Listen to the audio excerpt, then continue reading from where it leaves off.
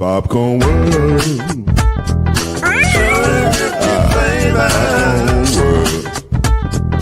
Popcorn world. Yeah.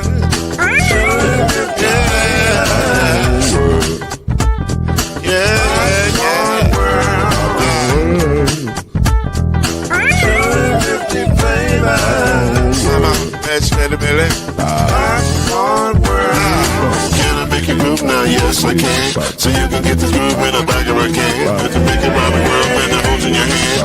Popcorn world. 250 flavors gonna make you smile. 250 flavors gonna make you smile. 250 flavors gonna make you smile. I said popcorn make you smile. Ah. Popcorn world. Popcorn world. Popcorn world.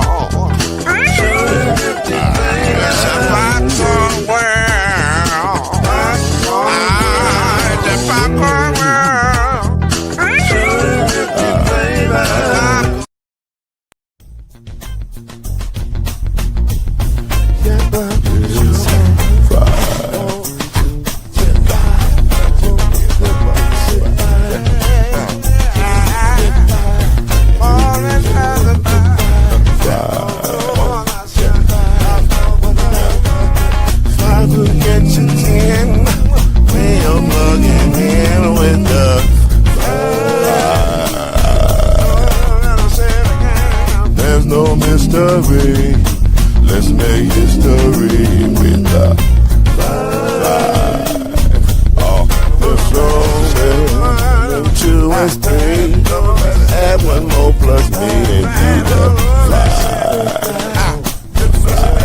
Yeah, we'll keep it on the floor, and the funk was forward. You got vibe.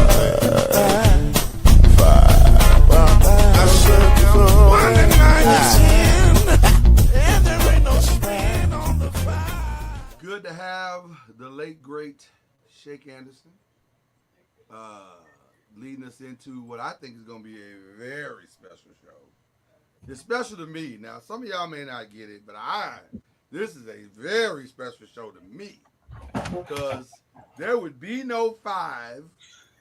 There would be no sports journalism for me had it not been for the gentleman that is below us right now. Ladies and gentlemen, he is the incomparable. See what I did there? Use big words. When you got big guests, use big words. The incomparable. Use your SAT word. Yeah. SAT words. Yeah. Incomparable Byron Lusby is with us. Now, me and Kieta debated what I should announce you as. Should I announce you as NFL Pro Scout and Evaluator, or should I give them your past credential for the flex? I'll let you decide.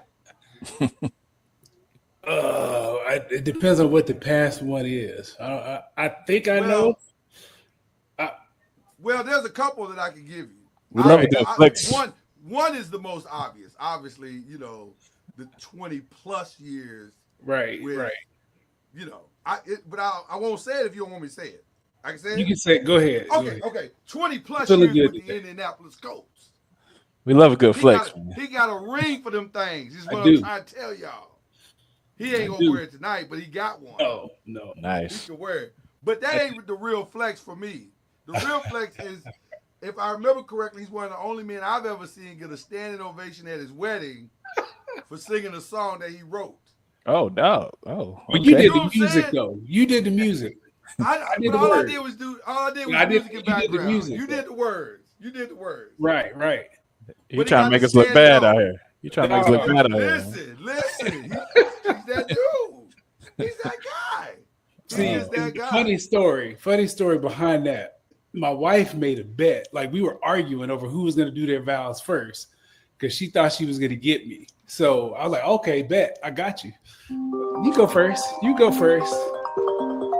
go first. So we let her. I let her go ahead and go first because I knew what I had in my back pocket. So. She didn't. I knew she didn't know, but she thought she was gonna get the full flex on you. Yeah, she thought she was gonna win the vow contest. So See what I'm like, happens. okay, I got something for that. We can fix that.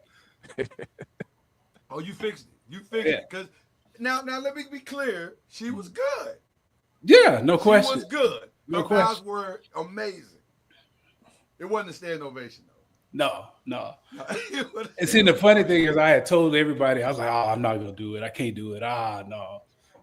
So, and I don't know if you even noticed when you went to the piano, people like her family was looking at like, what is he doing? Who is that? Right. I did. Like, I we did. need to get him? Like, Do we need to get him? It's like, has this dude gone rogue? Like, what's going on? It was a moment. I'm telling you, it's one of my favorite moments all time ever in church ever. You had a big part in it. Nobody saw it coming. You had a big part in it.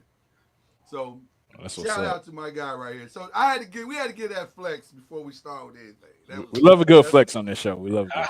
We love a good flex. We love a good flex. So listen, this is the 5.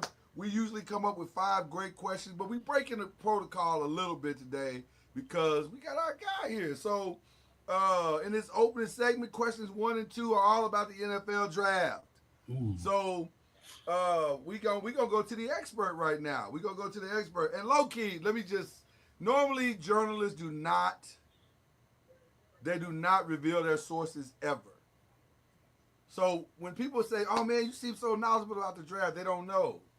Always had a cheat code.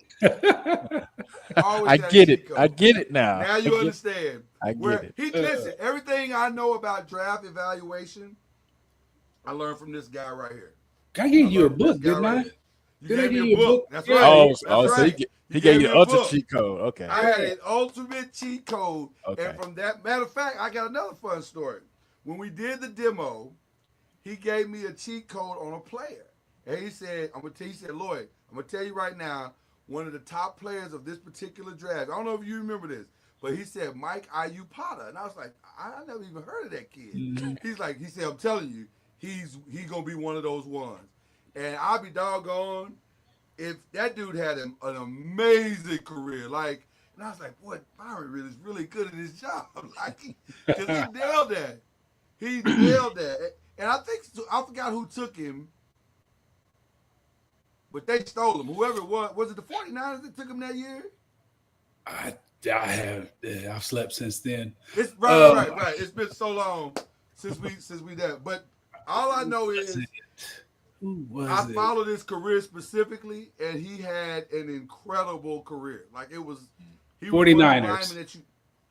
That's what I thought. And I'm telling you, it was like every year I'd go, my God, this kid is really, and he was like a top. He won an award. I mean, Mike Potter. So I learned in that moment, you make your name as a scout, not on the guy that's obvious.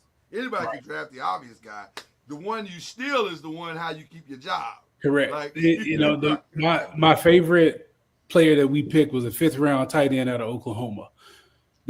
He played offensive lineman his senior year because of injuries and stuff.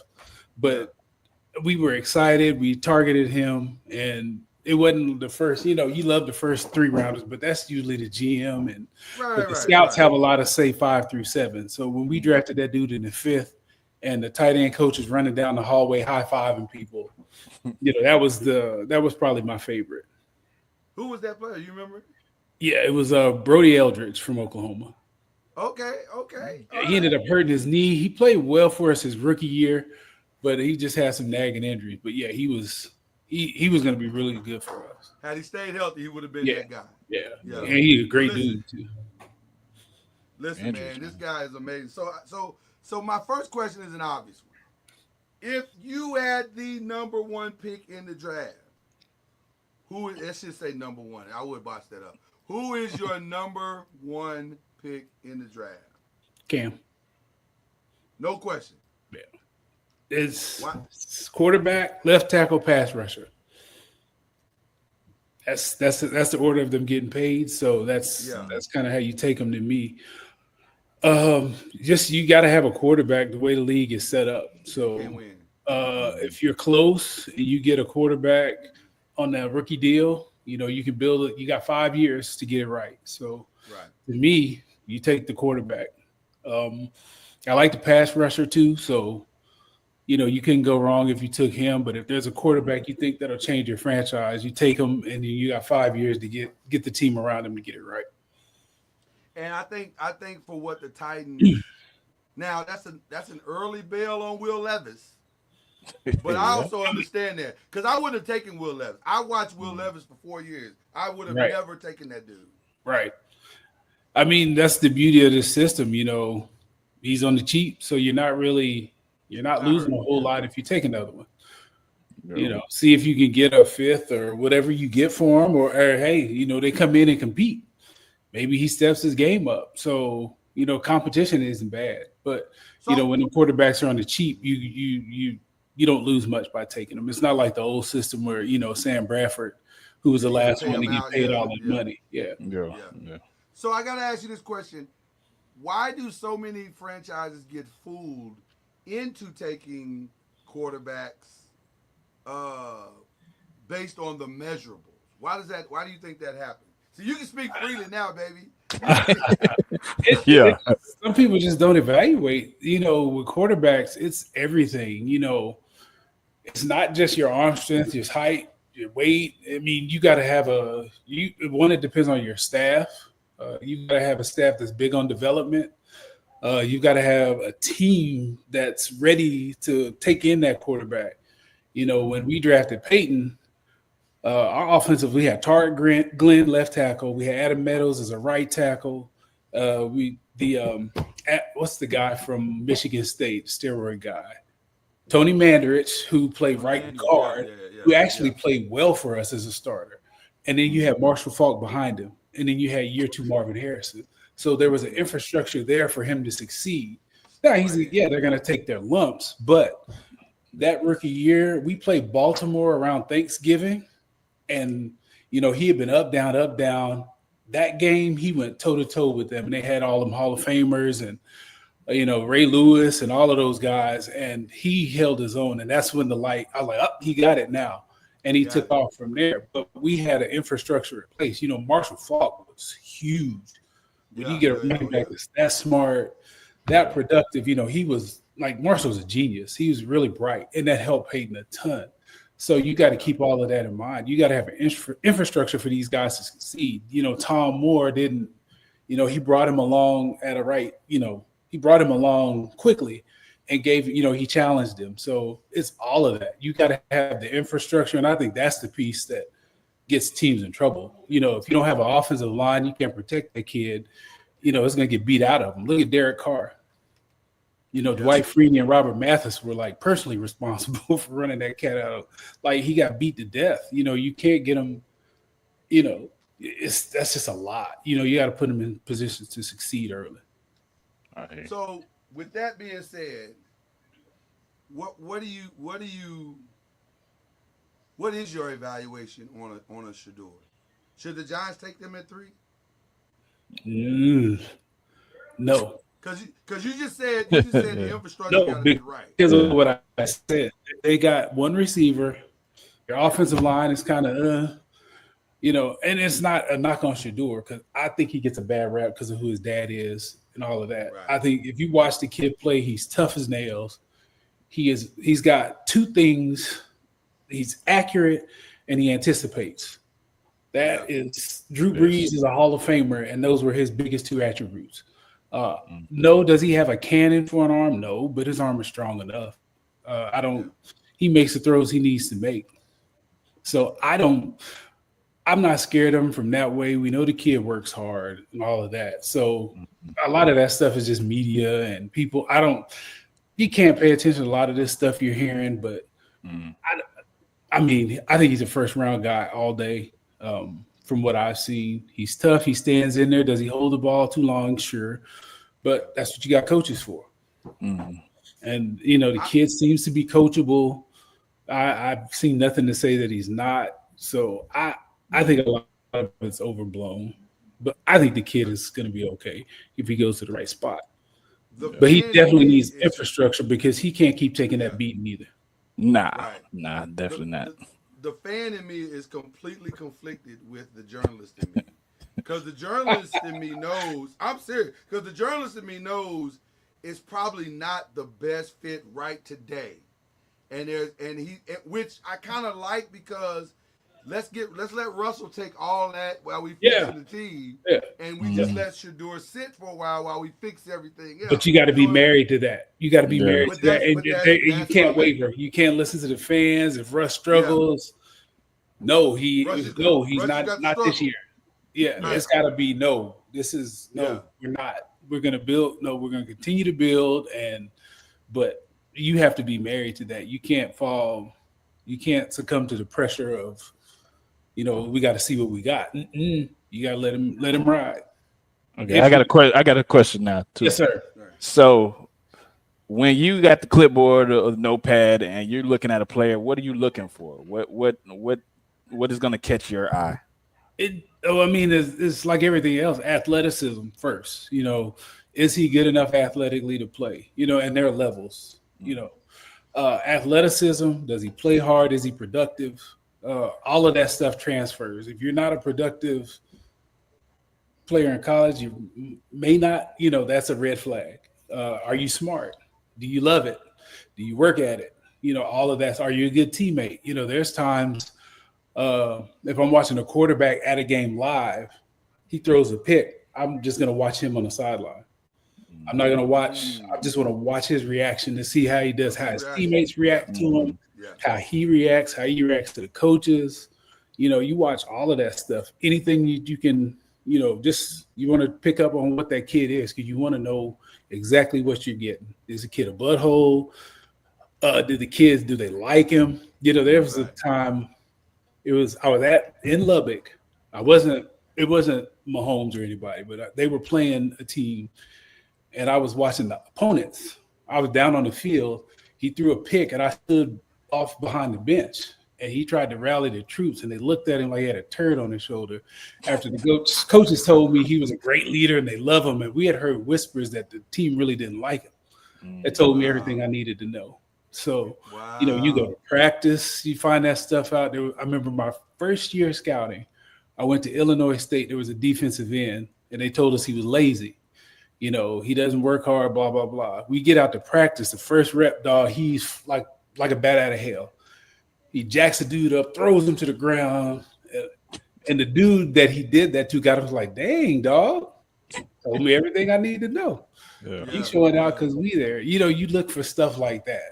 So, it's film, it's talking to people, but it's athleticism. You want an athlete, whether it's a guard, a tackle, center, corner, whatever it is. You want an athlete first, and then you just want to look at how they play. Do they play hard? Stuff like that.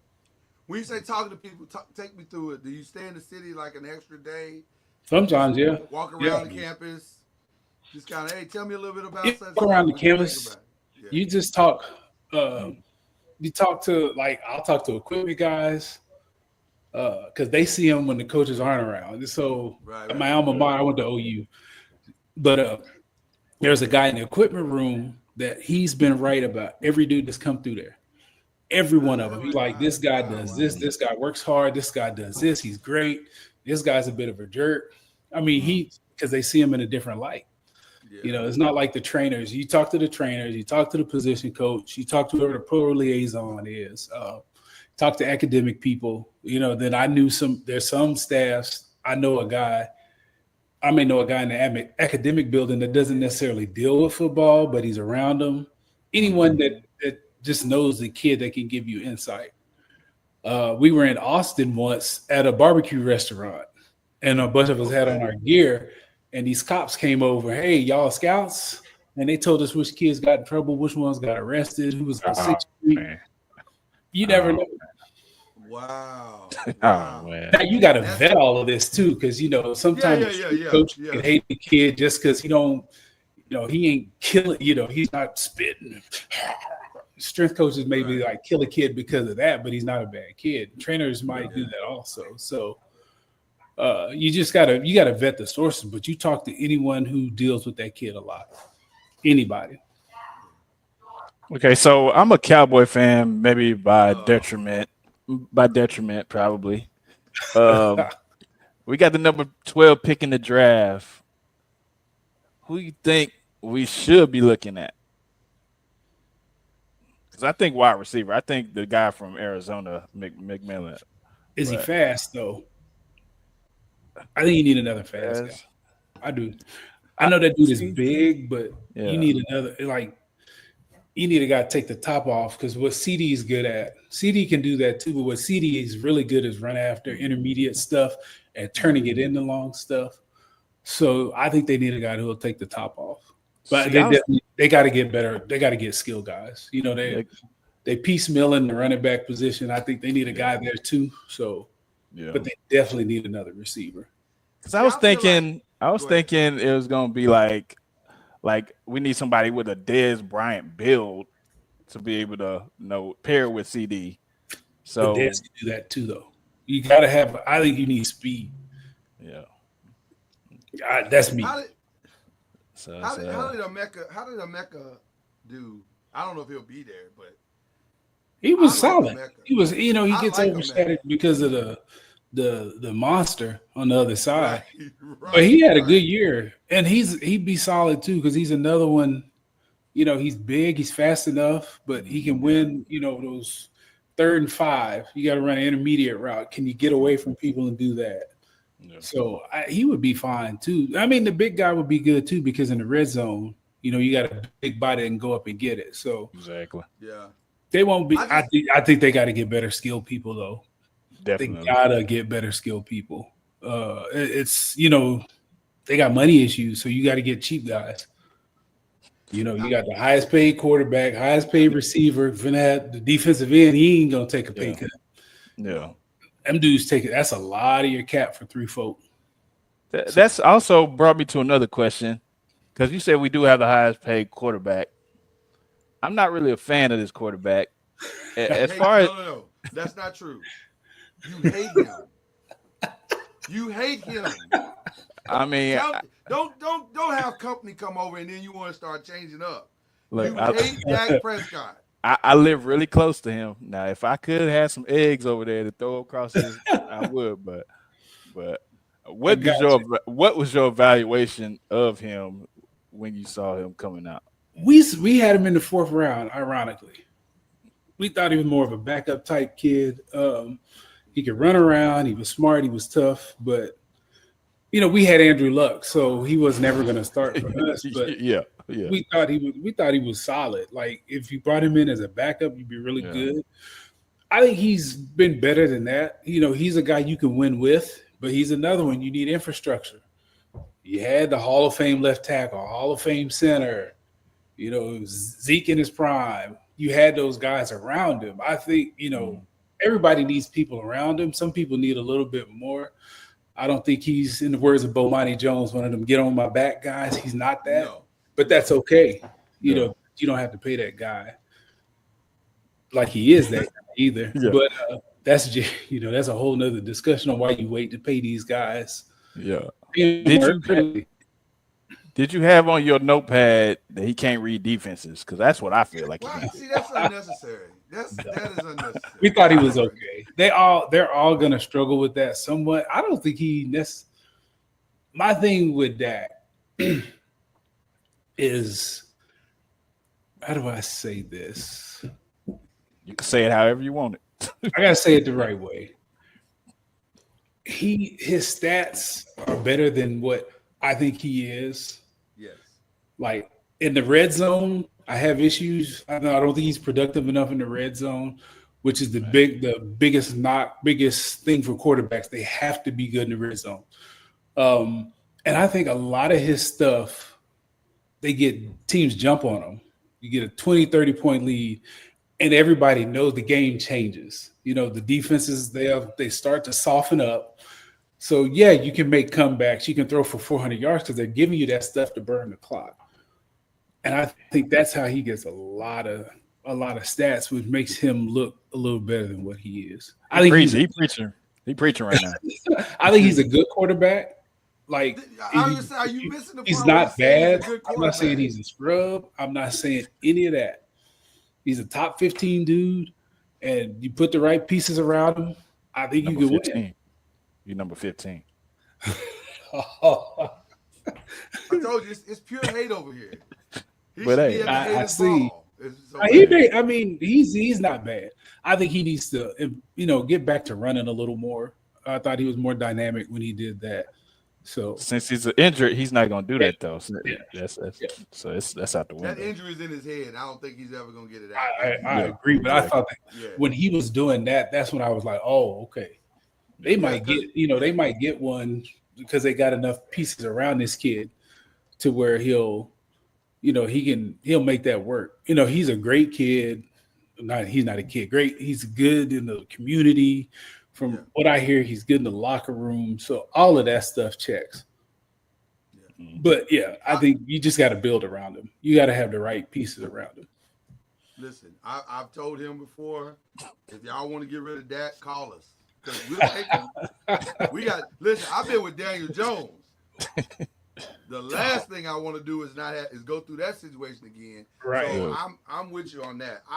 So I want to go back real quick because I think I do, because here's the other part of it, and you've been through this before as well. When a GM is drafting for his job. So if you're the Giants and you're Brian Daboll, the coach, Joe Shane, you got this pick, and you can't win without a quarterback. But then you have this other world player in Travis Hunter, and you got this potentially Micah Parsons 2.0 in Abdul Carter. Which way would you go? In their situation. Because I don't think they have to win or make the playoffs this year, but they got to show significant.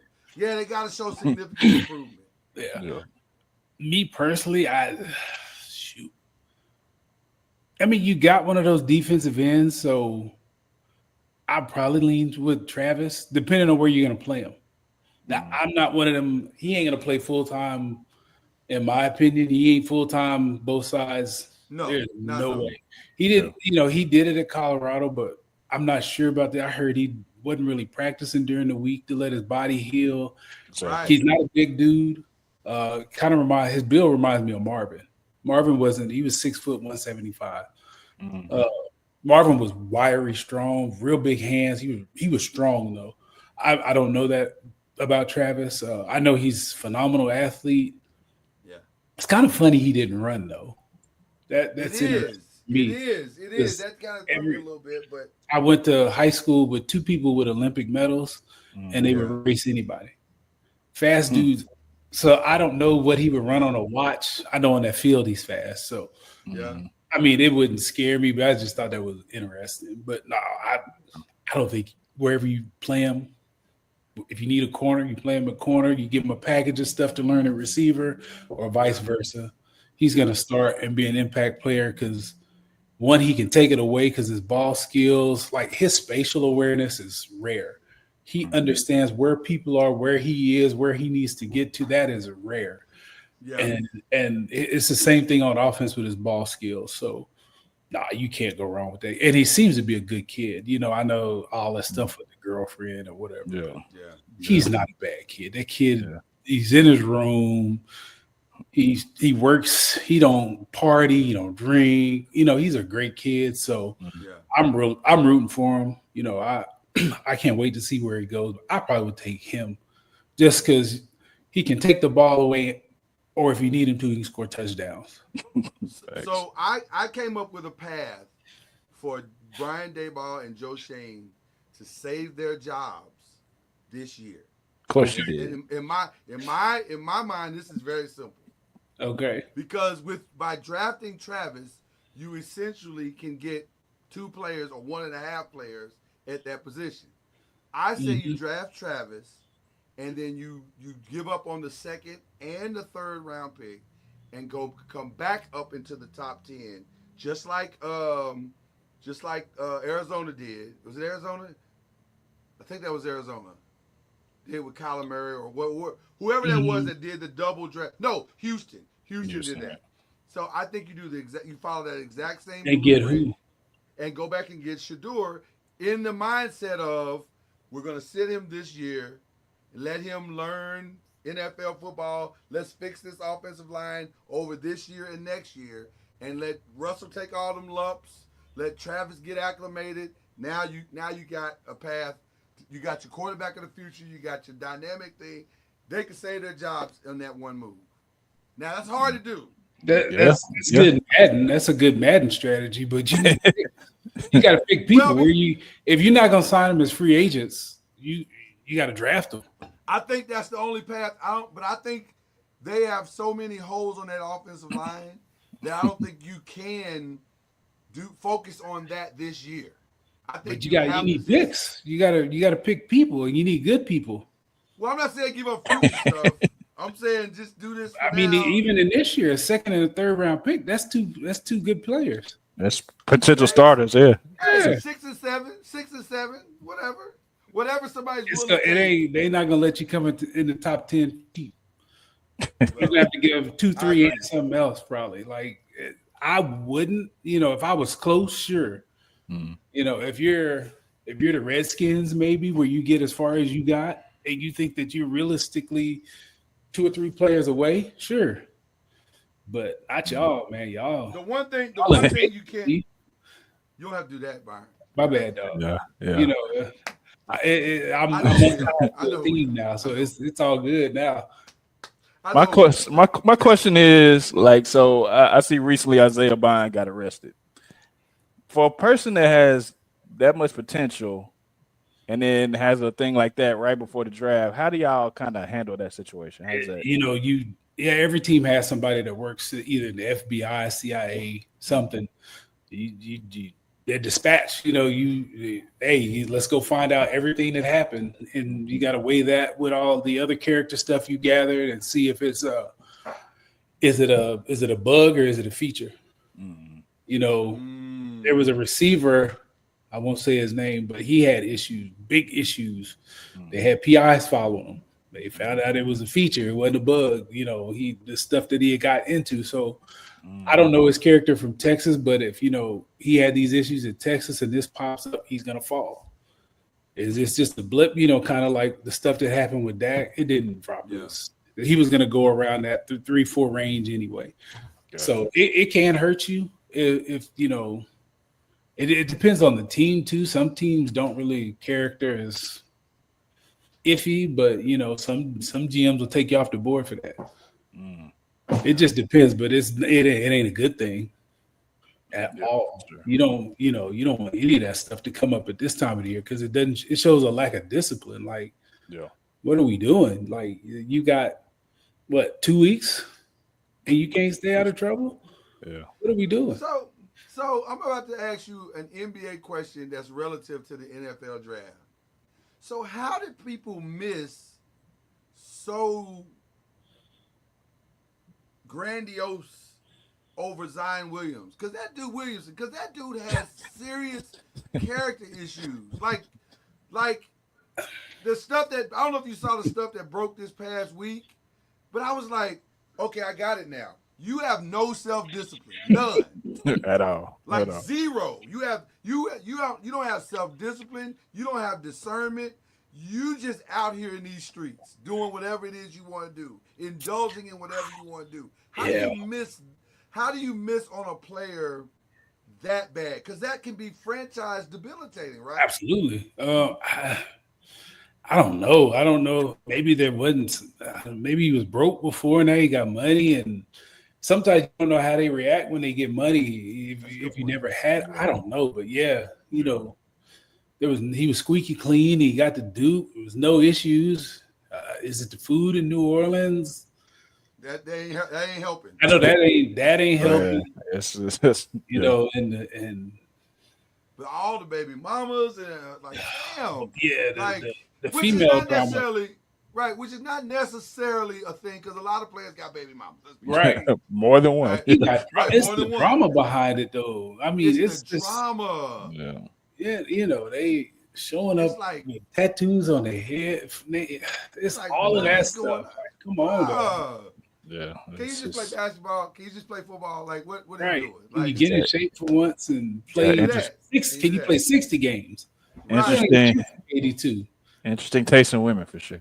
Ooh. Well, and then we want to send our thoughts and prayers to the Lacey family. Yeah, it's just tasting ridiculous. But we want to send our thoughts and prayers Absolutely. to the Lacey family. Yeah. Sad This is deal. a terrific situation. I don't even have words or understanding as to what that young man was going through, and the thought of finality that was going through his mind to make him want to do something like that is just tough to deal with. When you see a situation like that, I don't even know where his projections were or anything. I know very little about this young man. But when you see a situation like that, from a culture perspective to the school he was related to, because LSU traditionally has been wide receiver U, and now something like that hits. Does that affect the way you guys look at a school going forward, or is this a one-off, like you said, a bug? Yeah, I mean, you can't predict anything like this. So no. Only time the school gets indicted if it's kind of like how rogue, if you get a bunch of kids getting arrested and a bunch of this stuff happening, but stuff like this, that's not indicative on the school, man. You just, you hate to hear that. You don't, a kid at 24, man, that's tough. Yeah, man. That's some sad news to wake up to. For sure. All right, Yes, so who's this is my favorite question that I asked you.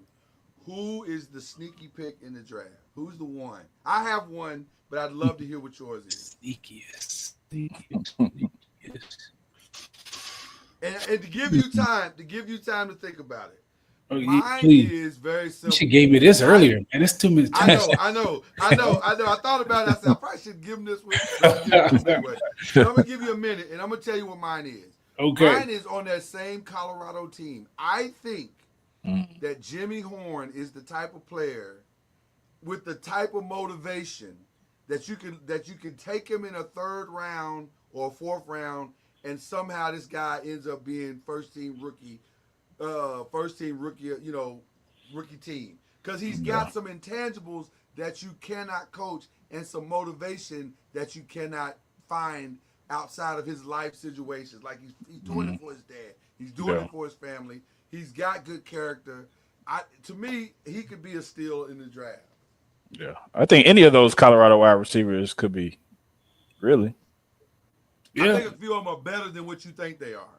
I 100% agree with that. But that's mine.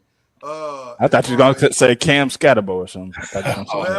Well, interestingly enough, and I'll let you off the hook on that if you want to, Byron, because I got one. Okay, go ahead. I got one. I'm gonna say I will give my alma mater. I'm gonna give you one from there. I like the Billy Bowman. I like that kid. I think he can take the ball away and he scores touchdowns. So just to give my alma mater some love, I'm say Billy Bowman won. I'm gonna say the back from Texas. Just kind of how they're using backs now. That kid can catch. He's fast, and it pains me to Dylan Sampson. Yeah. No, not that one. I can't think. Not Dylan. Blue. Tennessee. Blue. He ran like a 4.2 something. Yeah, I think. Just his hands and his skill set catching the ball. Pains me to say something positive about a Texas player coming from Blue. I'm kidding. I don't have anything against Texas, but I give you those two. Hold on. I'm gonna say the same thing to you that I said here. What we're not gonna do is come on this podcast and lie. I don't. I really don't. I just hope that second Saturday in October. I just, we hope we do what we do. There you go. Okay. That's all. Other than that day, they all good with me. The people that I know that went to Oklahoma, they're pretty good. So most of your track record from Texas, like we had fun with each other that day.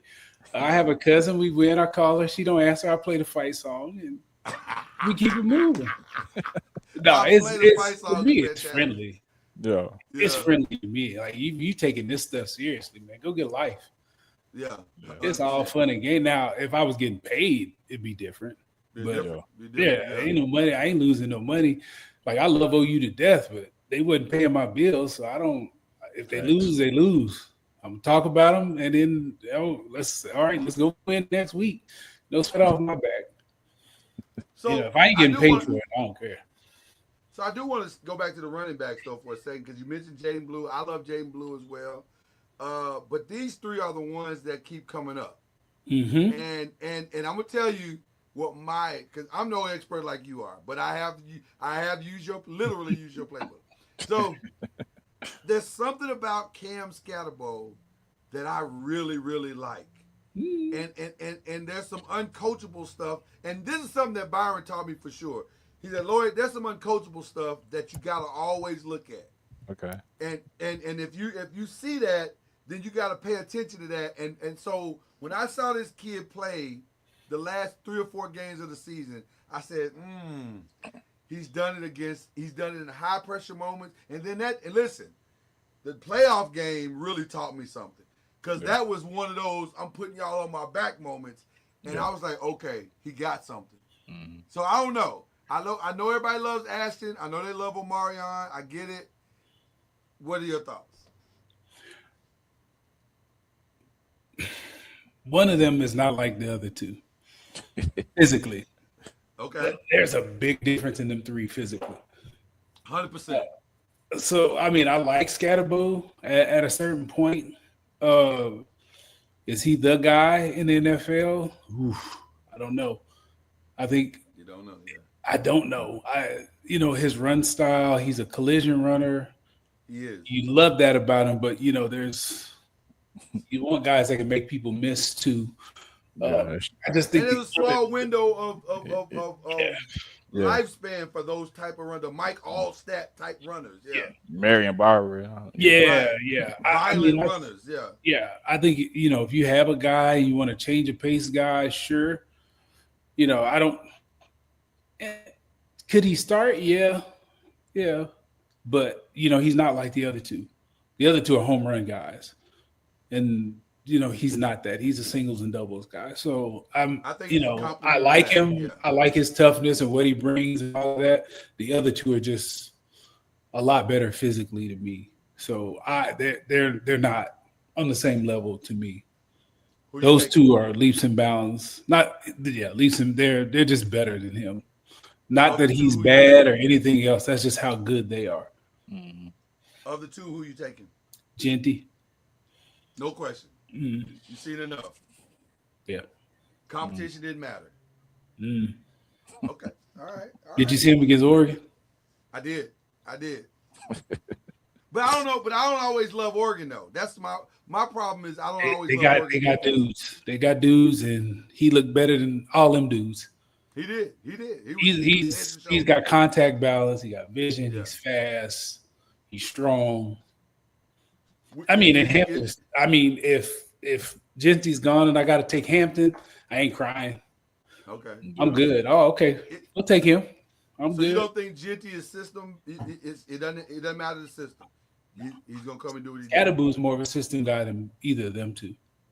Love that answer. Okay, all right, fair enough. I like that. Wow. I like Scatterbo. I like Scatterbo. Don't get me wrong. I was like you. I'm like, dog, this kid is so tough watching him, man. He just be making it happen, and you don't know how he making it happen.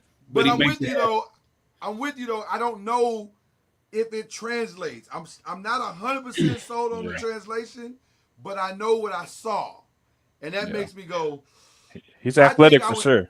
Yeah, I think I would take him like what you said in a more of a complimentary role. Like that's why I think I would like to see us maybe slip in and get him second or third because with what we already have, the 1-2 could be nice. Yeah.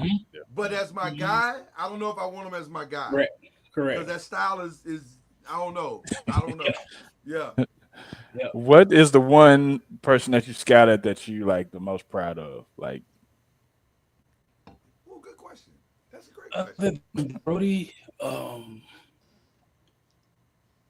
guess probably had to go back to the Eldridge kid. Mm-hmm. Brody, like we did a ton of work. Him playing offensive lineman, a lot of people liked him. So we had zoned in that guy, and to finally get a guy that, we didn't draft a lot of guys from the Big 12 area. So to finally get a guy, like we had him up there. We had him because in our system, like back then we had what we call a Colts grade and an NFL grade. So we could give them. We could put a guy in the first round that's probably get drafted in the fifth for other teams and vice versa, like big slug defensive tackle. When we were running that Tony Dungy system, he could be a first round pick for everybody else. He'd be a fifth round pick for us. So Brody, I think we had like a third round grade and we drafted him in the fifth. So that would probably be the guy because we actually took him and it was based on what I said and all the info I did on him. Like those are the guys you like when you fight and you research and you do all of this, and then the GM they ask you, you put your name on this guy, you like yes, and they take him. To that same question, what is considered a home run draft for a team, in your opinion? When you get 4 starters out of your first 4 or 5 picks. Yeah. 4 starters. That's hard to do, though, right? Right. That's a home run. Yeah, that's hard to do. Wow. Yeah. And you want to, like I know in Indy, like under Bill Polian, our third round picks, we struggled. I don't know what it was, but we struggled with the third round pick for the longest. So why do you think that was? I don't know. We just struggled. And a lot of times they would leave us and they would go. We just struggled. We couldn't figure it out. Wow. But it's hit or miss. You don't. It's hard. Yeah, drafting is hard, man. It ain't. It's not an exact science. You're kind of guessing, and you get all this information to make the best guess possible. It's just a lot of variables. So, but yeah, if you can get 3 or 4 starters out of your first 4 or 5 picks, that's a good draft. All right, so with that being said, I'll end this with this. we all have teams, and I should have put the Colts on here too. No, you shouldn't have. Nah, they're not my team. Well. The reason why I should have is because two of the guys that are on the show with us normally, they are big Colts fans. So they would have liked me to put them on here, but I put the teams that I think are the most. I don't say desperate, but desperate. Like they got to get this right, especially the Cowboys, like you said, because I've been telling little bro the whole time. I said, man, y'all got money issues, so y'all can't get the draft wrong. Y'all got to get plug and play guys. Yeah, so, that's what that is. So Giants, Browns, Raiders, Cowboys, or other, who needs the home run draft the most?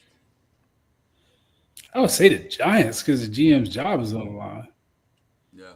And that stuff last year was so bad. Yeah. It was so bad. God, it could not have gone worse. Exactly. Yeah.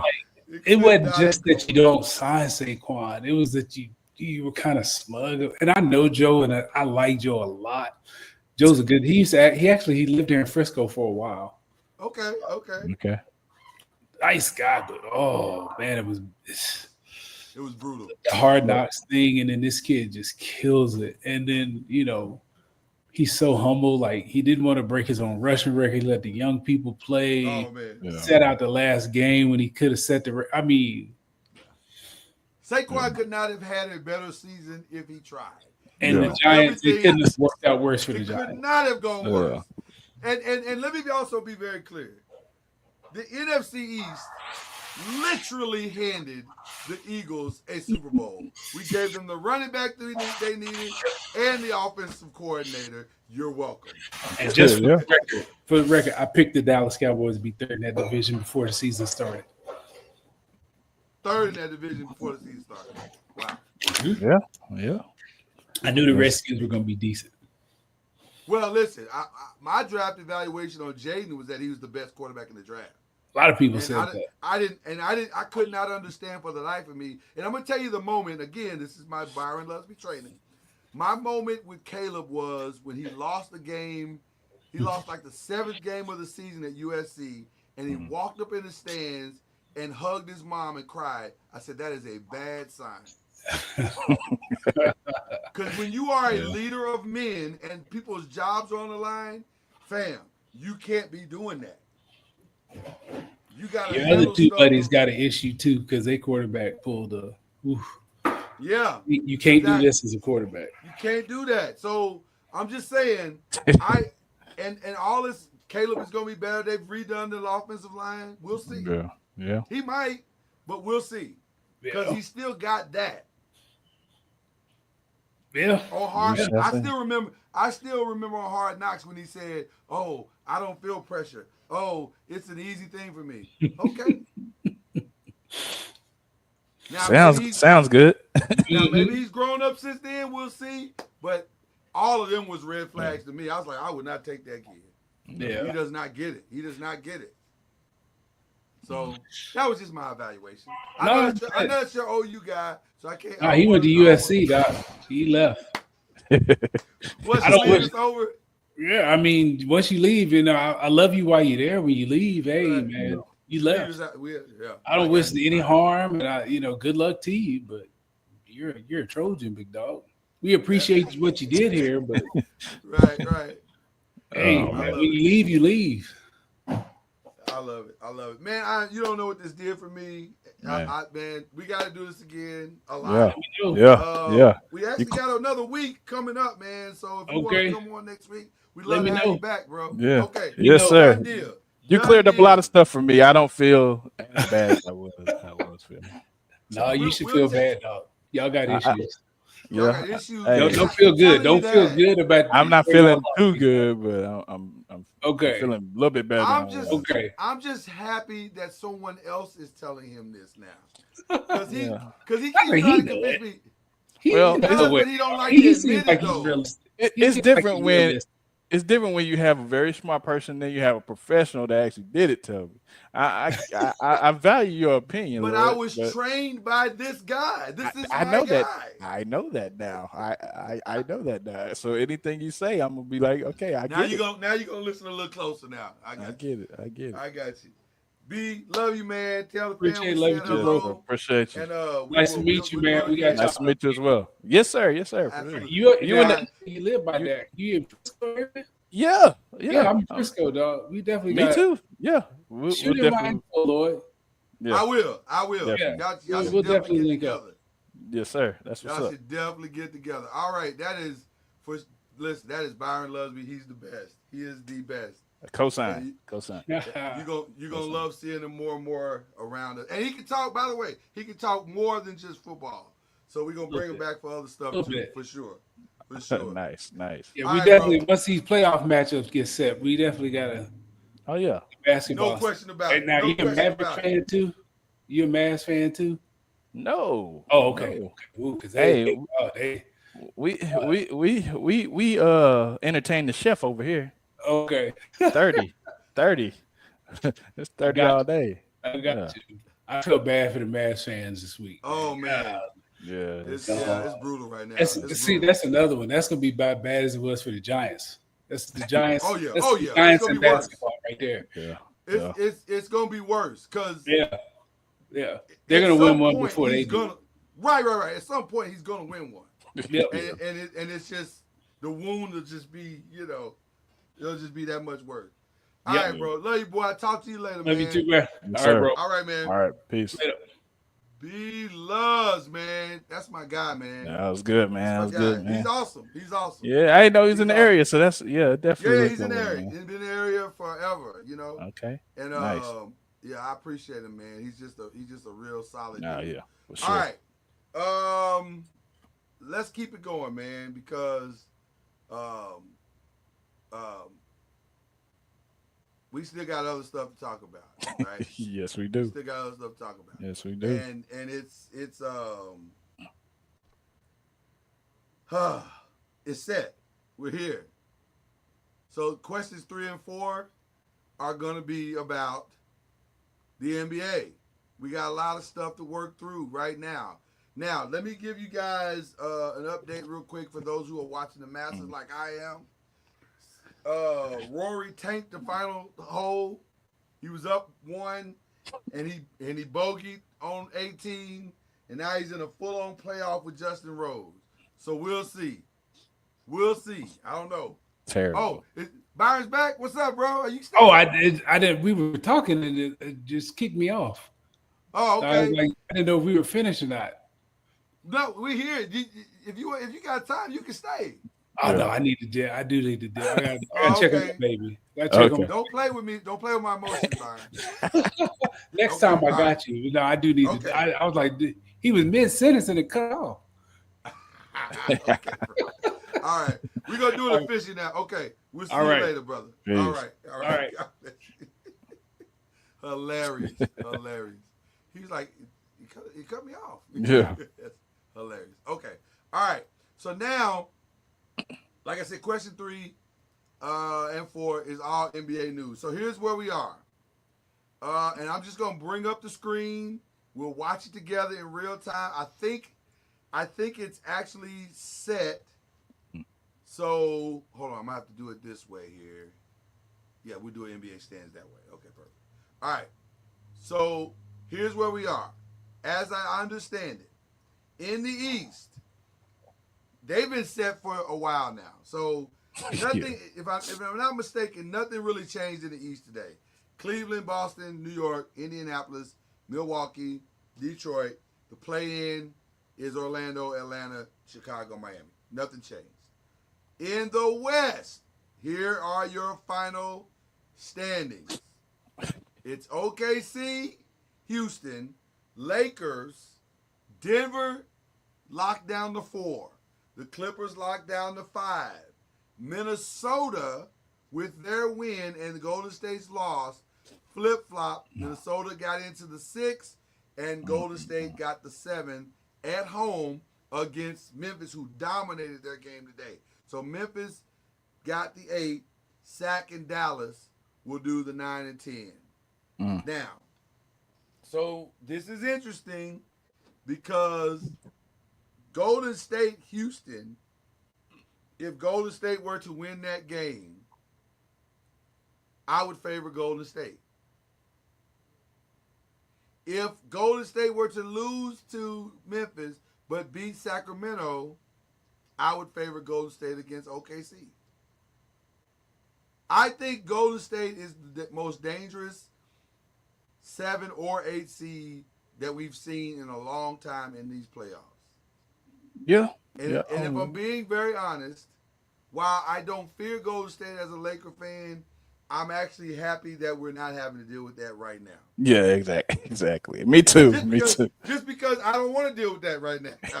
Yeah, somebody get knocked out in the first round. So right. Selfishly, I would like to see that be either the final game, the Western Conference Finals, or a second round. I don't want to see that in the first round. As much as people did want to see it, I don't want to see it. I want to wait. So, your thoughts on the first of the final NBA playoff results? First glance, knee-jerk response right now. Chad, your thoughts? I mean, Golden State had a great opportunity in the last couple of games. That San Antonio game. It's the Spurs game. That's the one. That's the San Antonio game. Kind of messed it up. But I mean, so for what I'm looking at, 7 is gonna play 8, right? Yes. So for those who don't remember how the play-in works, it's very simple. The 7 and 8 play. Whoever wins the 7 and 8 locks the 7 down, and they are automatically in. Okay. The loser will play the winner of the 9-10. Okay. So the 9-10 loser is out. The 9-10 winner has to go on the road and play whoever wins or whoever loses the 8. They have to go to that person's building on that Friday and play in that building. Okay. Then they have to turn around and play either that Thursday or that Saturday or Sunday, depending whenever their first round game is. They have to go play that game. So they don't get much rest. They only get like a day's rest. And then they got to go play the first round game against whoever they get. So the Oklahoma City, go ahead. Oh, so just the 9-10 is going to be interesting because the Mavericks have all their bigs back. And I think they can get that over Sacramento. So I'm thinking that for hypothetical reasons, if Oklahoma City plays Dallas and Dallas has played Oklahoma City pretty good this year, that could be an upset. So you're saying that you think Dallas is going to get the 8? I feel like they could get the 8th Because Memphis just blew Dallas out. Yeah. Without Ja Morant. Yeah.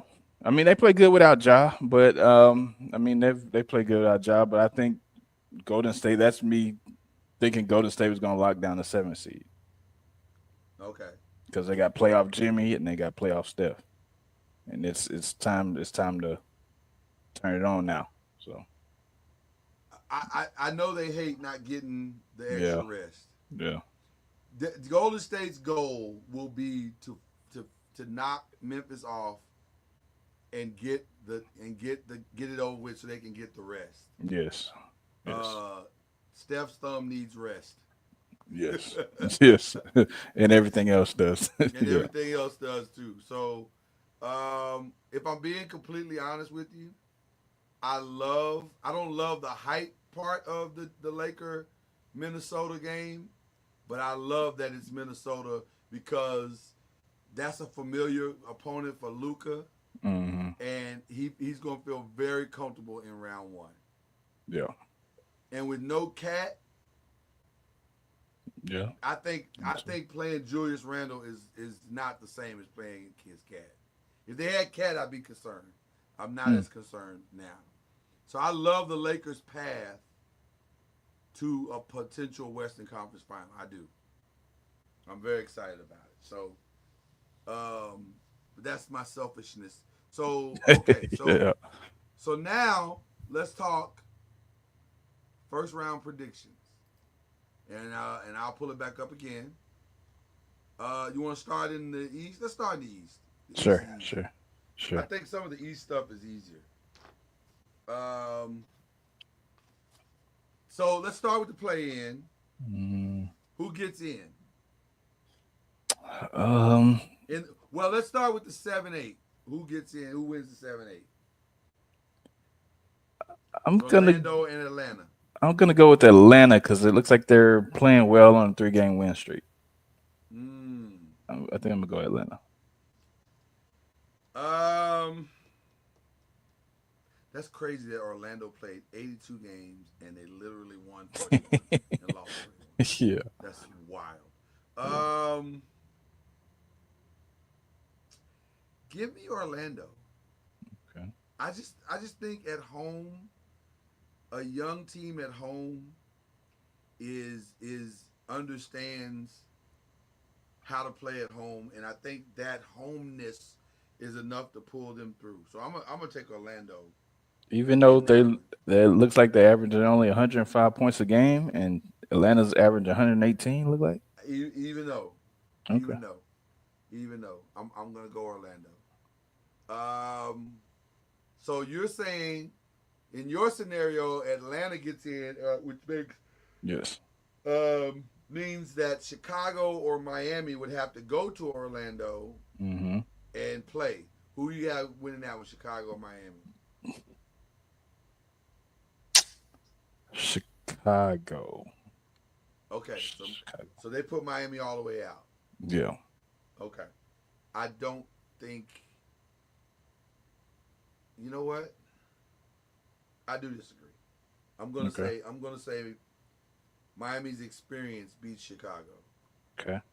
I think Miami's experience beats Chicago. So I'm thinking Chicago's out.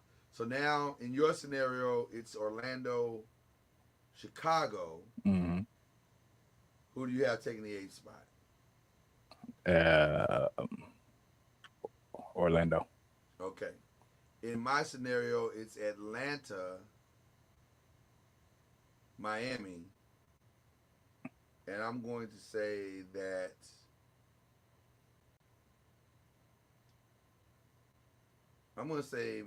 Atlanta wins. I'm going to say Atlanta wins. Mm-hmm. Which brings us now to the first round. None of what we just said about the play-in matters, in my opinion, because Cleveland and Boston win their first round matches. Yeah. So sure. It does not matter what we just talked about.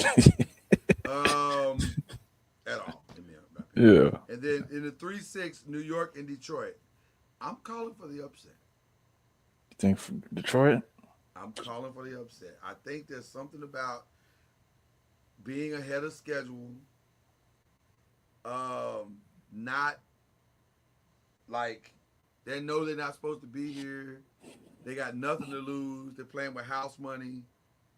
Give me Detroit in the upset on that one. I'm gonna have to go with experience on this one and go with New York. Okay.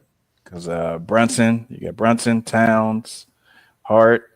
They have experience, and I think that experience is going to win at this point. Okay. All right. And then Indianapolis, Milwaukee. No Dame as of right now. Now, that may change in the next few days, but no Dame. That's the difference to me. Give me Indiana. Same. Okay. All right. Just to let everybody know, Rory McIlroy just won the Masters and the career Grand Slam, and he has collapsed on the green in tears. He is so excited. I'm happy for him. Yeah, I'm a he Rory did it. dude. He pulled it off, despite the fact that he did everything he could to lose this. He did everything. Jesus, man. But he pulled it off, so I'm happy for Rory. Okay. All right, over in the West.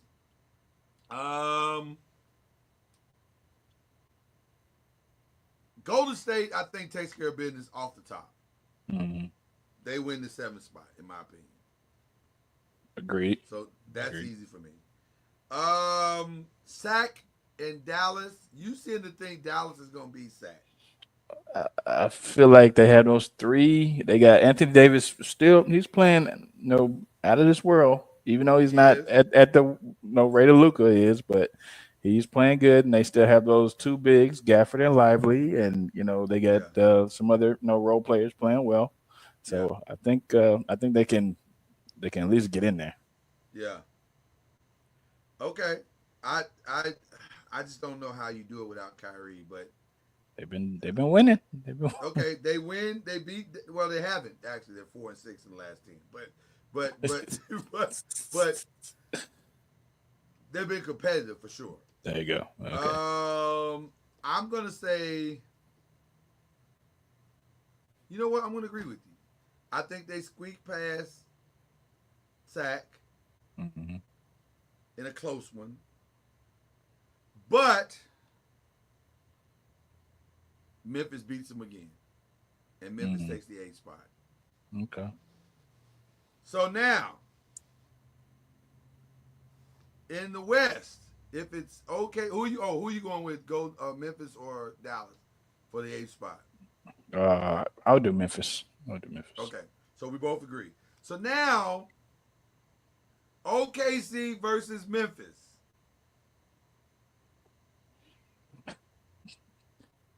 That is probably not what OKC wants, but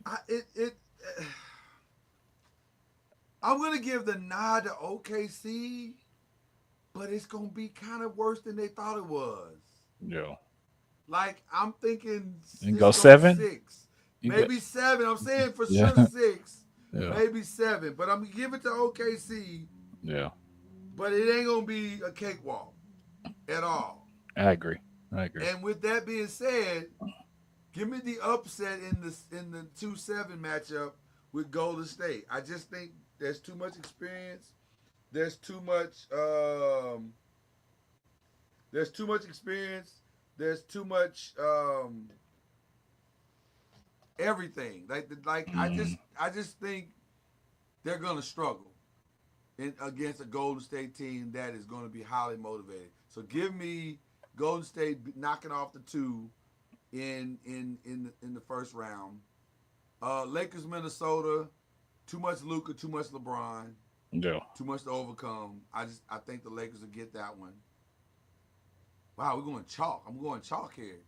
Denver Clippers.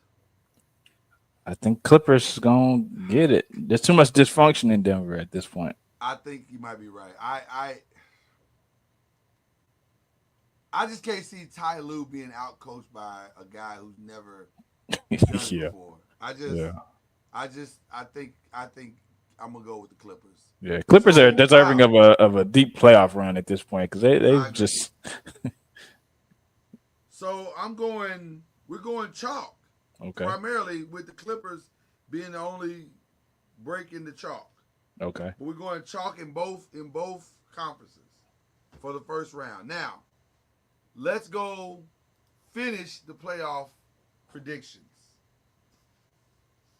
based on what we just said. If we get Cleveland, Indiana in the second round, who are you going with? Cleveland. I cannot disagree. Cleveland. I cannot disagree. I think Cleveland is set up well, and I think I think they're going to make a run. So, okay, so Boston and Detroit, which is, by the way, not what Boston wanted, and they will not see a healthy Jaylen Brown the entire playoffs. I don't care what they say. He'll be functional, but he will not be healthy. For me, it's Boston, Detroit. You went a different way, right? But did you go Boston, Detroit? Nah, yeah. I think we both went Boston, Detroit. Yeah. Okay, so can Detroit knock off Boston? No.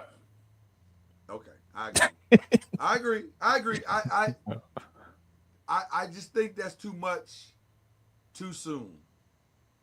Yeah, I think Porzingis is going to have to pick up some slack because of Brown. And some other, Derek White and, all the other guys going to have to pick up the slack. How healthy is Porzingis for real? That's the real question. I think they're enough to get past Detroit in a 7-game series. Yeah. But I see them losing 2 to Detroit. I can see that. I can see that one going 6. Yeah. Let's stay in the East and finish it. So we both believe it's Cleveland, it's Boston. Cleveland with the home court advantage. Who you going with? Cleveland. Because of what you just said on the prior matchup. Not a healthy Jaylen Brown, not a healthy Porzingis. I think that matters. And if ever there was a time for Cleveland to catch Boston slipping, it's now. Give me Cleveland in 7. Give me Cleveland in 7. There you go. All right. Wow. All right. So we got Cleveland coming out the East. In the West, OKC, Golden State, Lakers, Clippers. We got OKC and the Clippers. Who you going with? By the way, what a dream matchup, because guess who didn't want SGA? Yeah, for sure. How about that? He's going to be motivated, yeah. How about that headline? I don't think the Clippers, the Clippers are never healthy at this point in time, so I think somebody's going to go down. So I think Oklahoma City. I think it never fails. It never fails. You might be right, though. You might be right. I've never seen a Clipper team hold for 16 wins. I've never seen it happen. Ever. So there's nothing to make me think that that's going to happen now. Give me OKC in 6. Give me OKC in 6. Golden State Lakers in the second round. Well, this is where we differ in part ways. Probably. This is where we differ. Probably. I'm gonna like your team. We is already know what we gonna each say. Yeah, both of our teams are motivated to get there and get past each other. So I'm going Warriors. You're going Lakers. So that's. Yeah, I am going Lakers. Yeah, but boy, that's gonna be a fun. If they pull it off, that's gonna be a fun second round match, boy. It is. I mean, definitely is. That'll be must see TV. The ratings are gonna be through the roof. All right. Yes. So you got OKC, Golden State. I got OKC, Lakers. And we both have Cleveland, Boston. Well, we got Cleveland going. So in your scenario, OKC, Golden State. Obviously, you're going Golden State. Obviously, yeah. And obviously, I'm going Lakers. But I think the bigger story there is that I think we both can agree that it's just too early for OKC to make that next step. Like, they're a great team, but I just think the experience of the Luka, LeBron, the Steph, the Draymond, the Jimmy Butler, I think that's too much to overcome in a 7-game series. Now I'll give respect to both to OKC in that whether it's Golden State or whether it's the Lakers, I think it's in 6. I think they can win at least 2 games, but I just don't see how they win 4. Yeah. Especially with LeBron and Steph knowing this is my last go around. This could be my last time making this trip.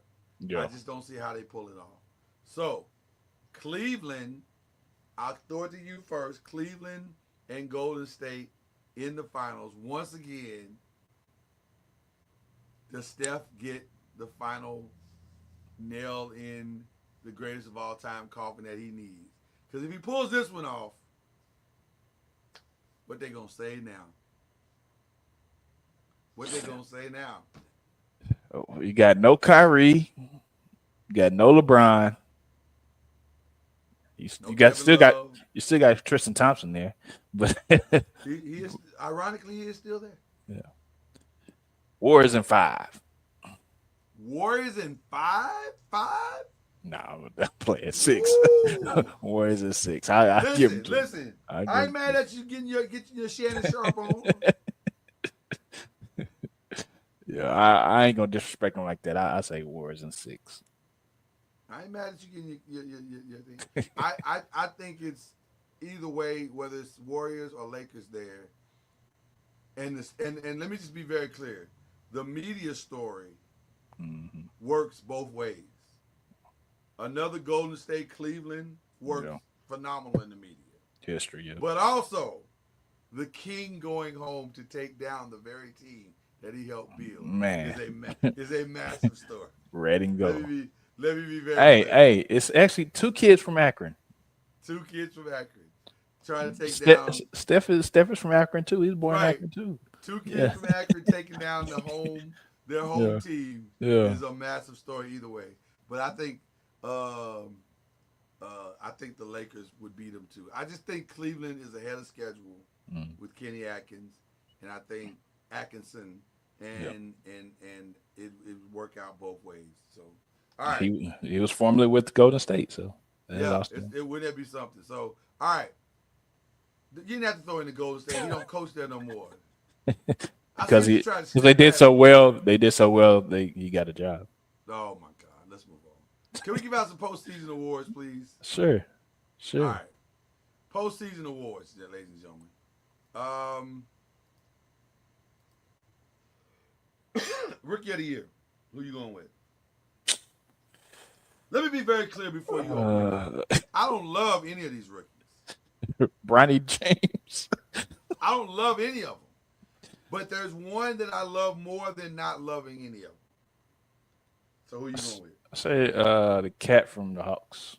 Richard. Oh, Zakaris Ricochet. Yeah. Okay. I'm going Stephon Castle. Oh. Yep, I forgot him. Yep. Okay, all right. Yeah, cool. Take mine out. Yeah. Hands down. Because I think had Wembanyama not been hurt, they would have made the playoffs. Yeah. I think they would have made the playoffs. So yeah. Give me Same. I forgot about him. Okay, all right. 6th man of the year. Mine might surprise you. 6th man of the year. Yeah, mine might surprise you. 6th man of the year. The betting odds say that there's 2 people in this race. And I'll give you the names: Peyton Pritchard, Malik Beasley. Peyton Pritchard. Okay, you going Peyton Pritchard? I'm gonna go Malik Beasley for one reason and one reason only. Okay. His team ain't supposed to be here at all.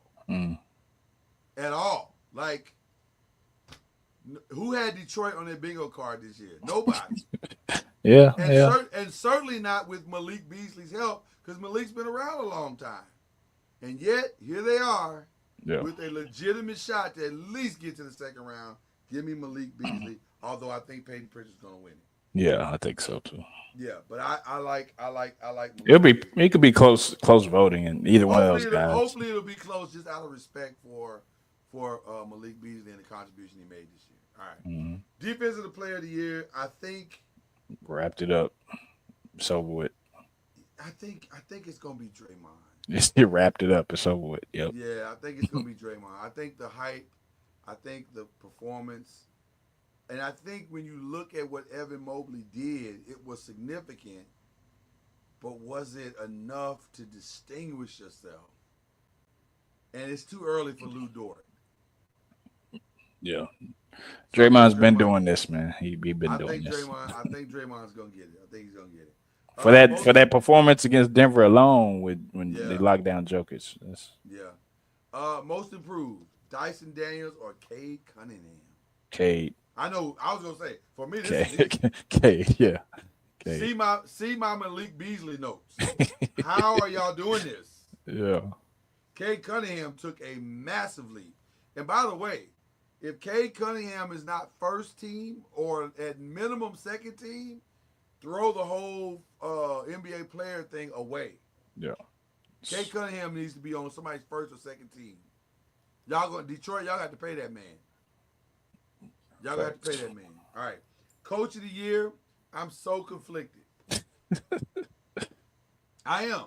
Because I know JJ can't win it, but he should at least be in the conversation. Because he's essentially coached 3 different teams this season. And somehow still got to the 3rd seed in the Western Conference. I don't know how he pulled that off. He had the team he started with. Yeah, he had the team that pivoted through the middle of the year, and then he was thrown Luka Doncic, and then he had to reinvent that team into what it is now. I mean, he was an amazing job. Play-in team at one point. Right. And he did all of this in his first season as a head coach of anything. Yeah. So to me, that's impressive. But having said that, see my Detroit notes, and see my Detroit notes for Cleveland and for Detroit. I think it should be a tie. I'd like to see them both get Kenny Atkinson and JB Bickerstaff share the award because I think they deserve to share it because they both came out of nowhere. Yeah. But it's probably going to be Kenny Atkinson, but I think they deserve to share it. Man, from where Detroit started, I think it needs to be Bickerstaff, man. I don't disagree with you. I would not be mad if it was JB by himself. Yeah. But I can make a case for both. Yeah. I can make a case for both. All right. And then the most obvious situation has to be with a 16 game winning game gap between the first and second best team in the West, and a 4-game gap to make them the best in the NBA. I think SGA has just won his first MVP. Yeah, even though numbers are ridiculous. Yeah, I was about to say, even though they're very ridiculous. Yeah, that man had a triple double this year. He averaged a triple double. Yeah, it's a SGA's for sure. Yeah, that's crazy that he's going to average a triple double and come in second. Yeah, and SGA is going to be the MVP and possibly get knocked out the first round. It's possible. It's possible. It's happened before. It's possible. Let's be clear. It is possible. All right. So our final question of the night is: by the time we hit the air next week, WrestleMania will be in full swing. We have to talk about the card for Saturday and Sunday for WrestleMania 25. I think the card is finally completely set, though I don't know what they're going to do with the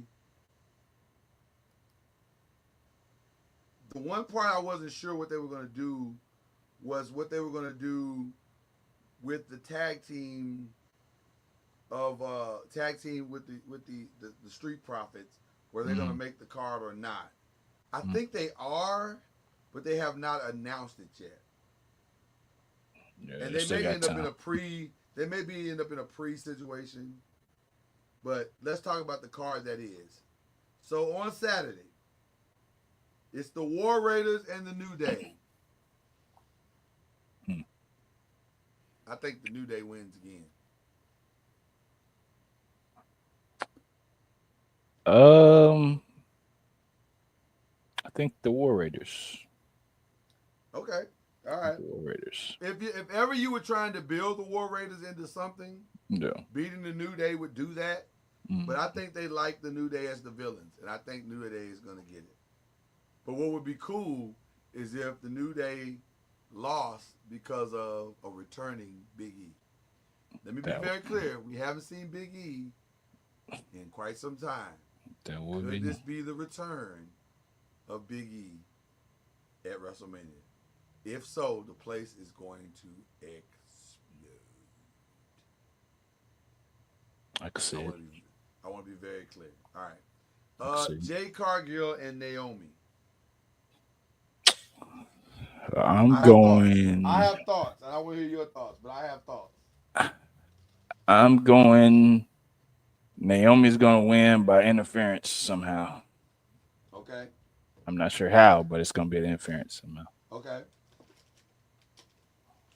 I have thoughts. Okay. Because I understand why they put her with Naomi as her first WrestleMania match. Because Naomi, quite honestly, is one of the most flawless competitors you've ever seen in women's wrestling. She is absolutely amazing. Mm-hmm. Now, having said that, I love the storyline. I like to see it go on for quite some time. I think I'd like to see a Naomi win just to build the storyline a little more. Because I don't want to see Jade walk into this thing super duper duper easy. Yeah.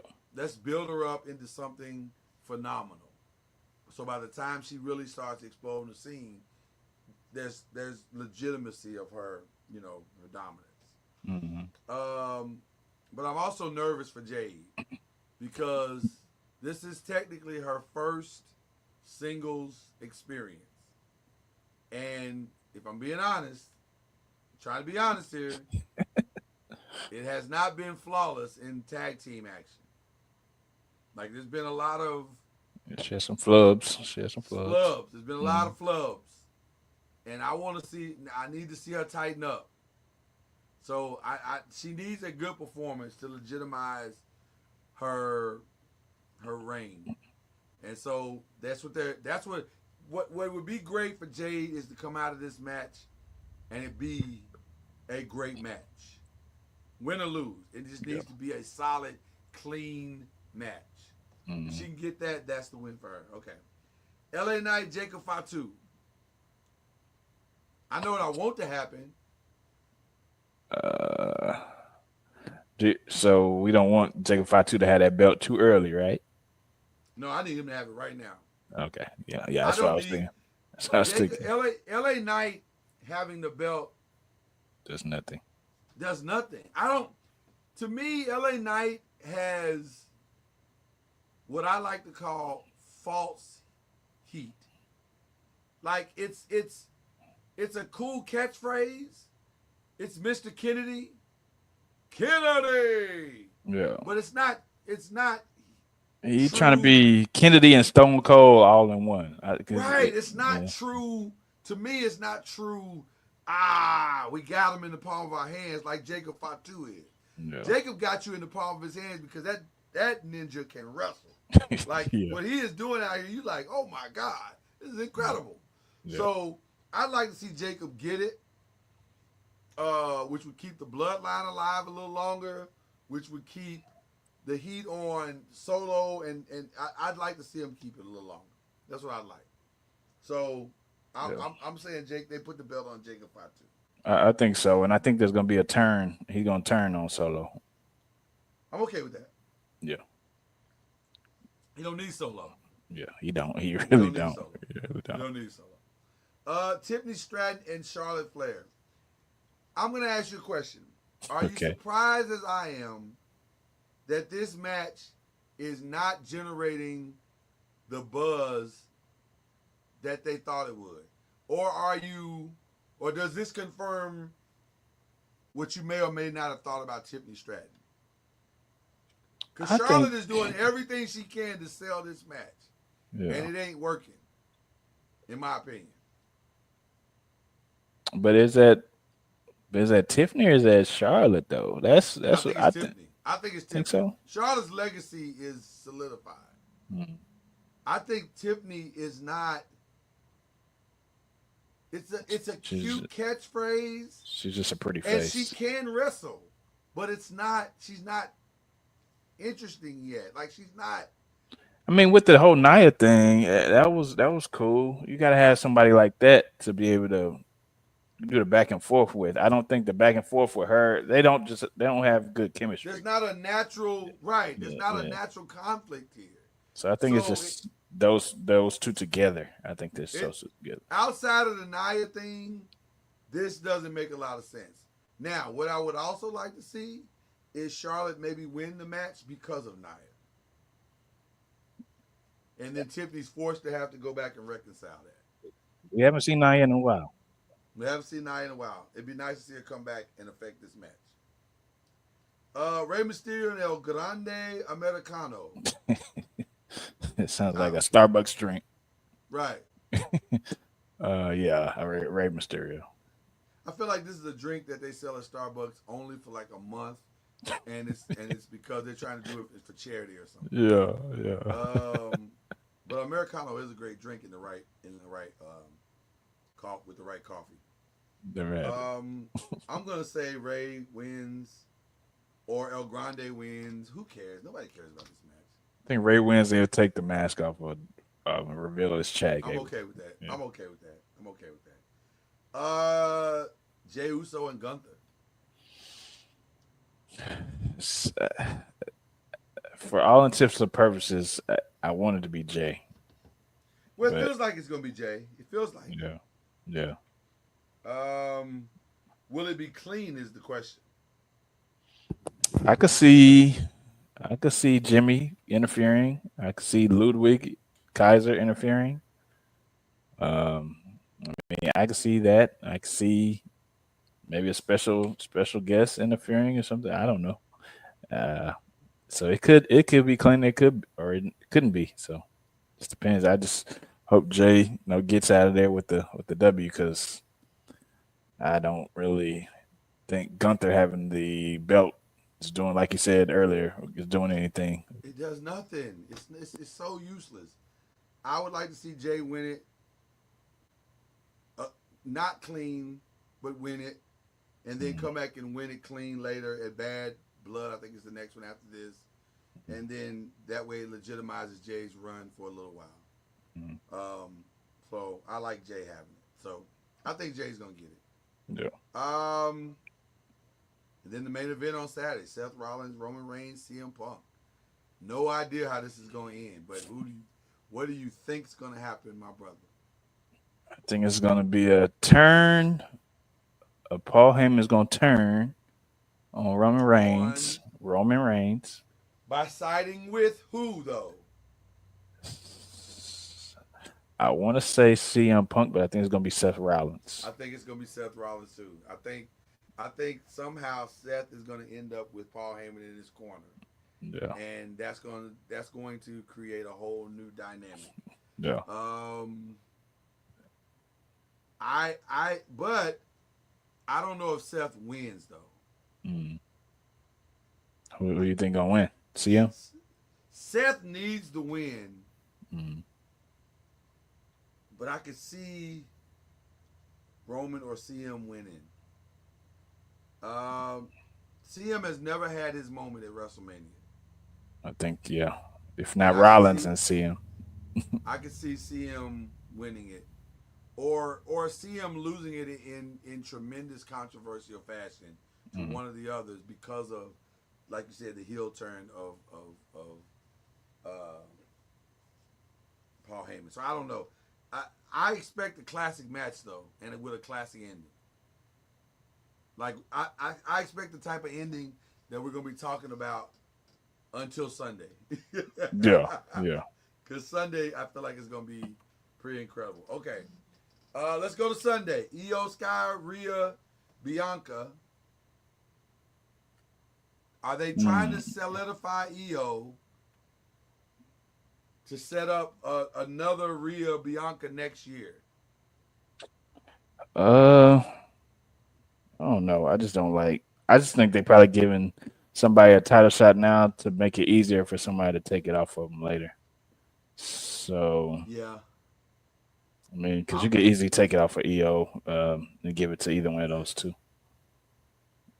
I can't fathom EO holding the belt this early. I don't know. I think what's going to happen is Jade is going to interfere with the match to not let Bianca win, and then Rhea's going to win it. That'd be dope. That'd be really dope if that happened. And start something with Jade and Bianca. That'd be super dope. Yeah. Or Liv is going to, or we get all three. Maybe Liv comes and tries to bust up Rhea's thing, and yeah, you know, true. that becomes problematic. Or was there Asuka? She can come back and try to. Asuka could come back and bust up everything. Yeah. EO. Yeah. Yeah. I'd be okay with all of those scenarios. I'm okay with all those scenarios. Yeah. So that has the potential to be a really good match. So I'm gonna say, I don't know. You know what? I'm gonna say Bianca wins in a weird turn of events. I'm not mad at it. This might start her heel turn too. So we'll see. Yeah. So there you go. Braun Breaker, Penta, Finn Balor, Dominic Mysterio. Braun Breaker. Continental Championship. Braun Breaker's been breaking people in half. if that spear from the floor where he dove like 5 feet is any indication, I think Braun Breaker, that was crazy. Like, yo, that is bananas. If you have not seen it, go to YouTube and find that spear. You will not be disappointed. He was airborne, bro. He was literally flying through the air. So I think Braun pulls that one out. But also, I think Finn Balor completes his heel turn. Or not heel turn, but his complete defunctness out of the Judgment Day. And either they jump him and he's out, or something goes wrong and Finn Balor's out. So there you go. One that I've now started to get ready and say this could be interesting. Damian Priest, Drew McIntyre. I'm suddenly interested. And I think this is where Damian Priest gets his legitimacy by knocking off Drew McIntyre. Yeah, I can see that. And I don't really have that much stock in the match, but I think it can go either way. Go either way. So who are you picking? Drew. I think I picked Drew. Okay, yeah. Sounds good. Randy Orton to be announced. It feels like it's going to be solo, but I don't know. Or it could be Kevin, who's been lying the whole time. I don't know. Or they could leave it open for somebody to come back who's been gone a long time. Who's been gone a long time? Who has been gone a long time? You know what? Could be Sami Zayn. True. He has been gone a while. Yeah. I like that scenario. Randy Orton and Sami Zayn is interesting. It is. And unexpected. Yeah. I like it. Okay. AJ Styles, Logan Paul. Next. It is what it is. I mean, it might end up being a good match, but it's a match filler. It's whatever. Yeah. Liv Morgan and Raquel Rodriguez versus, I think it's Bayley and what's the name that is the U.S. champion? Valkyria. Laura Valkyria, is that her name? Something like that, yeah. I think Liv and Raquel win. There's no logical reason to put the belts on Bayley. Yeah, I think Liv and Raquel win. Yeah, I agree. And it's all just a precursor to the one everybody wants to see. Cody Rhodes and John Cena. In my mind, there's only one way this match can end. In tremendous controversial fashion with John Cena taking the belt. I think he has to for what he's done. Otherwise, why do you turn him heel? What's the point? Yeah. I heard Rock has not been confirmed yet, but well, I think they got to hold Brock back until he arrives, and just to keep the secrecy of what's going to take place. But I expect a massive match. I expect Rock to have massive influence on the outcome. And I think Cody's gonna get screwed. I think he's gonna absolutely get screwed in this match. I can see the match. I can see Cody winning it, and then they restart it, and then John wins it in controversial fashion. I can see a lot of scenarios in this playing out, but Cody will not lose it clean. Yeah, John Cena will not win it clean. I can see that. Yeah, go. So I can see that. Otherwise, what's the point of the heel turn? There's no point to it at all. Gotta make it make sense. Gotta make it make sense. Guys, get ready for an amazing week of everything, sports-wise, NBA-wise. We're 1 week away from the draft. Again, shout out to our guy, Byron Lusby, who was just simply amazing today. Man. Very much so. Very much so. The Chicago Sky have acquired the 11th overall pick from the Minnesota Lynx for the Minnesota Lynx 2026 first round pick. And Chicago Sky now have the 10th and the 11th pick in this year's draft. Stay tuned. That's interesting. Okay. I'm trying to think of anything else we need to discuss going forward. I think that's it. The WNBA draft is tomorrow. Week, right? It's tomorrow. It's tomorrow, right? Yeah. Okay. I know it's coming this week. Okay. Presumably, Paige Beckers will be the number one pick coming to Dallas. Should be a no-brainer, right? Should be a no-brainer there. This doesn't feel that hard to me, but you never know. Yeah. Every now and then something weird happens. Yeah. But I don't think it's going to be that weird. Now, there is a young lady by the name of Sidonia Prince that could shake up the entire draft. She's a 6'7" center, but she's highly skilled, and it's going to be interesting to see what she does. The other steal that everybody's talking about is Dominique Malonga. That's what I was about to say. Yeah, Dominique Malonga could be the reason why the Chicago Sky just made this switch. And she's tall too, right? She's kind of really tall too. I understand she's long and very, very skilled. Comes from France. Her and Camila Cardoza. That could be. That's what I'm saying. They could be building the greatest front line in the WNBA between Cardoza, Malinga, and Angel Reese, who, by the way, you can take what you want out of it, but she's been working out with Lisa Leslie. She's working on trying to clean up a lot of her low post game. So it will be interesting to see what happens. Where does your girl go? Who is that? Haley Van Lith. You love her. Haley Van Lith. I'm saying Malinga might go number 2 to the Storm. Haley Van Lith. She may go to like Minnesota or something like a first round. Maybe depending on if they got a late round pick, yeah, or early. Like you're not gonna like my answer. What's the answer? She's gonna be in France or something. She'll be in France. No. She won't go. That won't happen. But you're not gonna like my answer. Okay. I don't think she gets in the first round. Okay. I don't think she gets in the first round. I think there are some things about her game that don't easily translate. Though I think the best thing that she could have done for her run in the NCAA was to look like a true point guard who can give out assists and score. Yeah. I think that's where she is.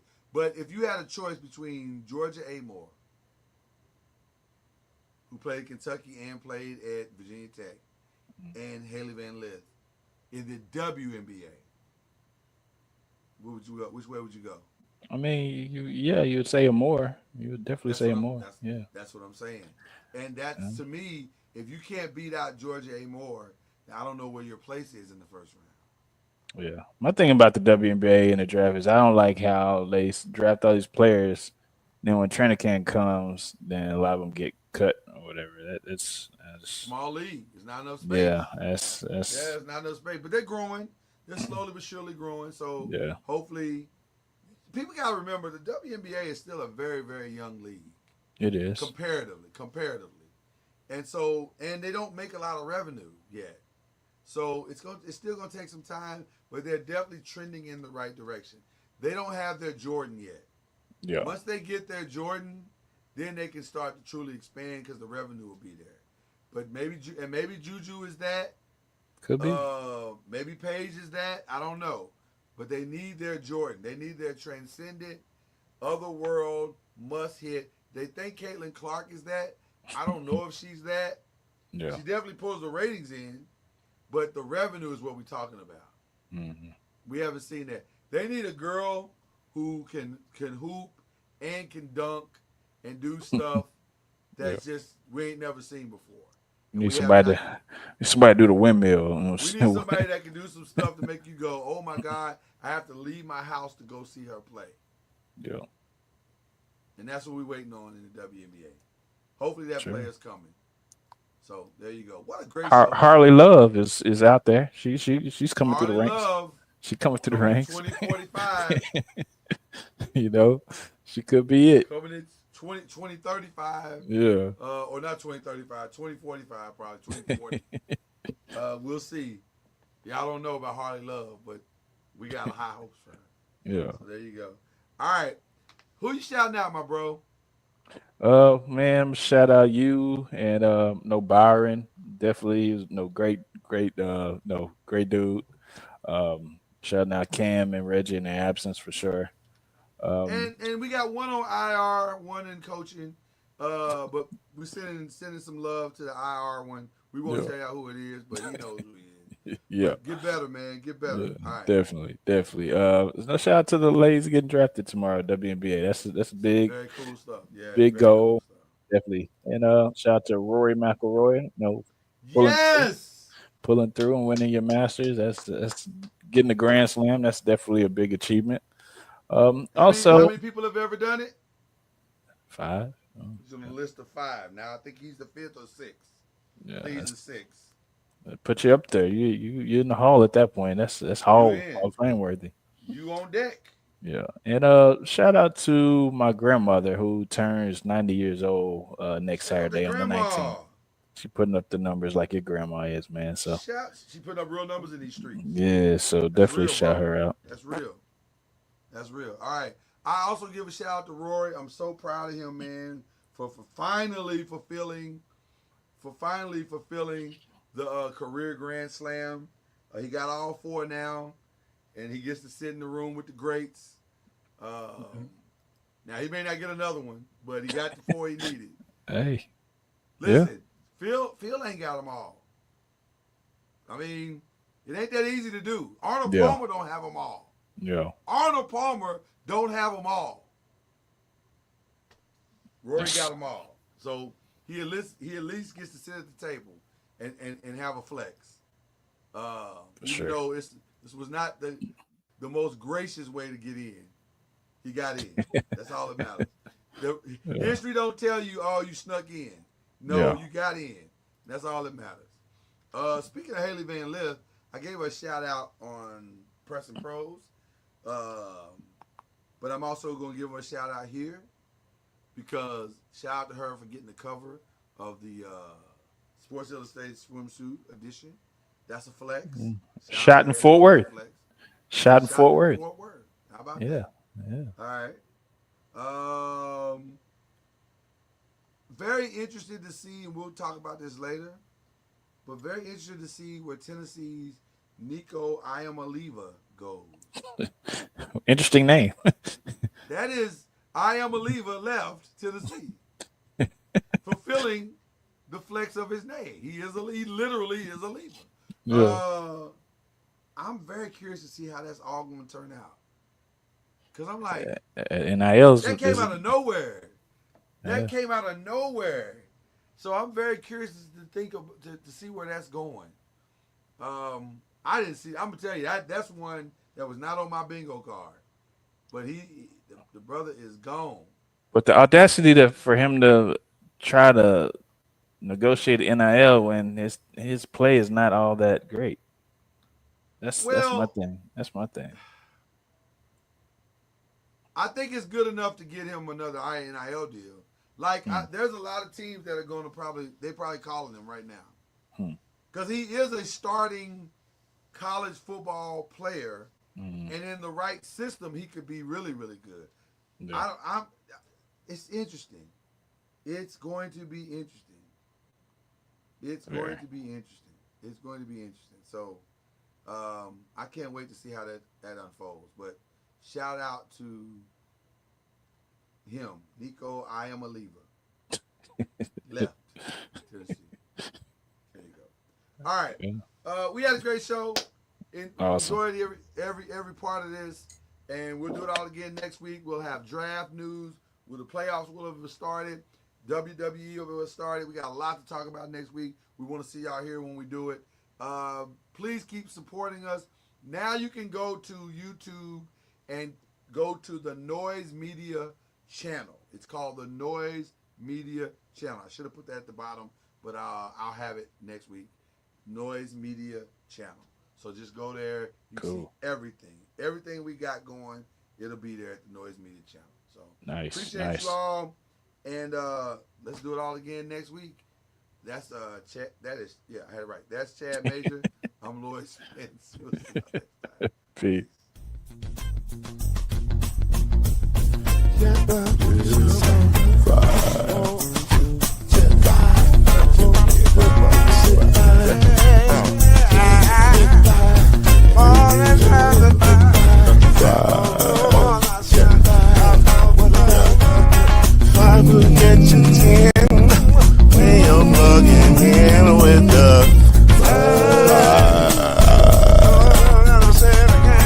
There's no mystery.